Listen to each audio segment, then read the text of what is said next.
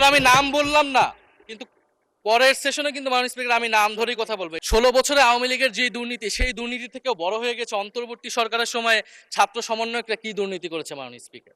মাননীয় স্পিকার, দুর্নীতি নিয়ে অনেক কথা হয়, আমি ঋণ খেলাপির পরিসংখ্যানগুলো দিলাম এবং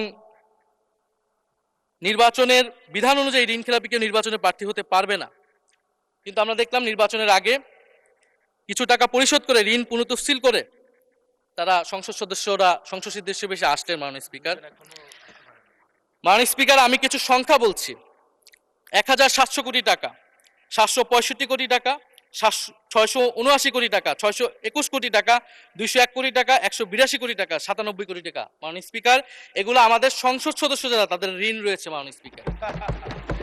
এবার আমি নাম বললাম না, কিন্তু পরের সেশনে কিন্তু মাননীয় স্পিকার আমি নাম ধরেই কথা বলবো, এগুলা ফ্যাক্ট। এবং এখনো দুইজন আসতে পারে নাই এই কারণে।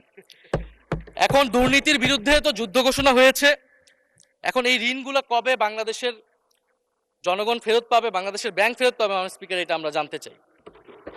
মাননীয় স্পিকার যদি সময় একটু বাড়িয়ে দেন।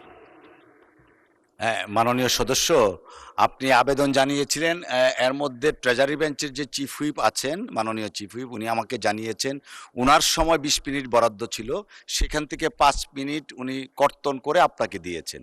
তো আপনি 5 মিনিটের মধ্যে দয়া করে শেষ করবেন।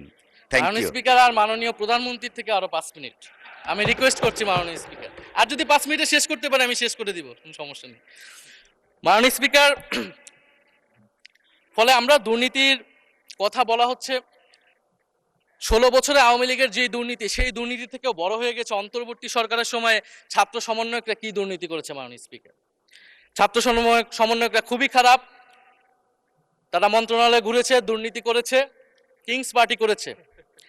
তো মাননীয় স্পিকার, গত আওয়ামী লীগের আমলে 16 বছরের দুর্নীতির বিচার ওনারা কিভাবে করবেন সেইটা মাননীয় স্পিকার ওনাদের বলা উচিত জনগণের সামনে। এবং আরো ভালো হয় যদি 2001 থেকে 6 সাল পর্যন্ত মাননীয় স্পিকার যে দুর্নীতির অভিযোগগুলো এসেছিল সেটারও একটা স্বচ্ছ তদন্ত মাননীয় স্পিকারের বর্তমান সরকার করে। দুর্নীতি কেউ না কেউ তো করেছে, কারা করেছে তাদের নাম বাংলাদেশের জনগণের সামনে উন্মুক্ত করা হোক, কারণ সেটার জন্যই তাদেরকে ভোগান্তি পোহাতে হয়েছে 1/11 ষড়যন্ত্রের মাধ্যমে। বর্তমান প্রধানমন্ত্রী, তাকেও কিন্তু দুর্নীতির মিথ্যা অভিযোগ দিয়ে মাননীয় স্পিকার তার বিরুদ্ধে মামলা করা হয়েছিল।